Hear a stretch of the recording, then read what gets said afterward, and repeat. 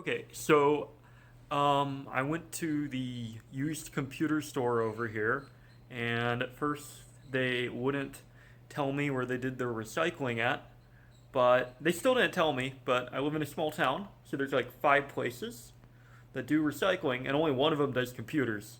So I went over there, and they typically are metal scrapyard, so I got this shit for free. Not the CFU one, but the graphics card over there.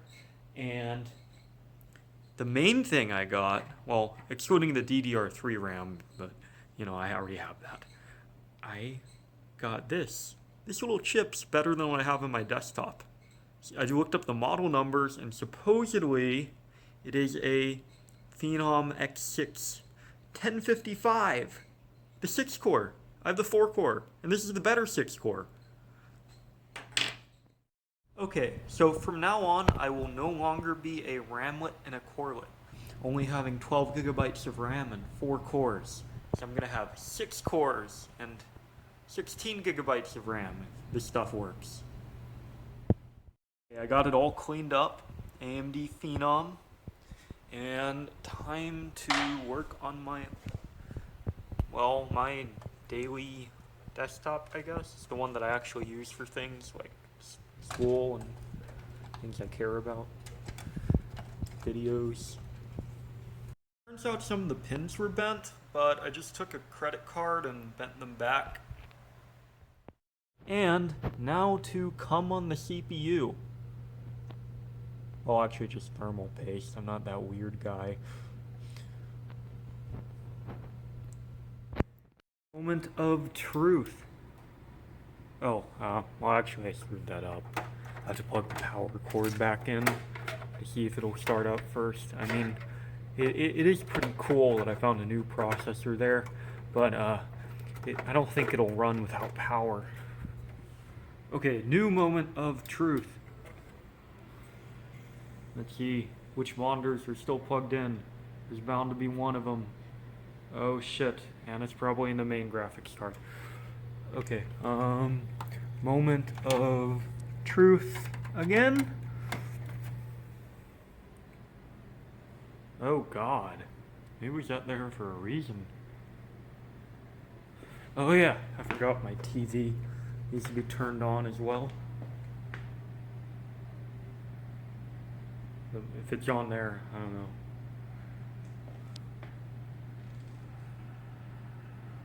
Oh! Shit! It is, and I just meant to go into BIOS to confirm it's the right chip. Oh, it sounds weird. Okay, I'm turning it off. Off you go. Off.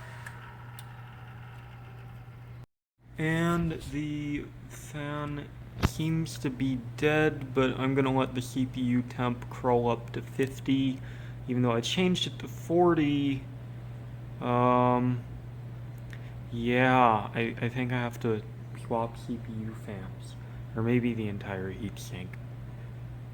Wait until it gets to 51 and then I'm gonna shut it off. See if it gets to 51. It's really quiet. Okay, yeah, the CPU fan's dead. Oh, 55. Okay, we're turning this off. Okay, how to replace the CPU fan without the entire heatsink, or maybe I should just put in the 965 heatsink. Debating which one I should do.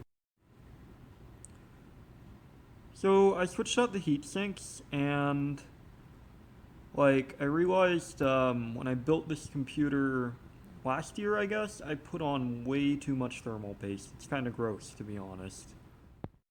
Well, so it turns out RAM doesn't like being out in the rain, so I don't think any of the RAM sticks worked. So I'm gonna put back my original.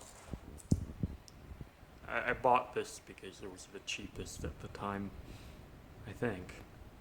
So I've had this computer for a while. At least parts for this computer. I mean, I've actually I had a much nicer computer that I found at the dump, but I sold it for cash. And yeah, then actually it was like $400, and yeah, sold that, and Bought this for 20 bucks and it wasn't working. Put in a new power supply and a solid state drive. So, yeah, I guess this is the next upgrade. 6 cores and still 12 gigabytes of RAM. So the waterlogged RAM didn't like working, but look at that. Six cores.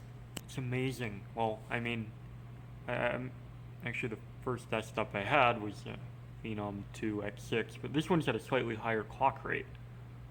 So,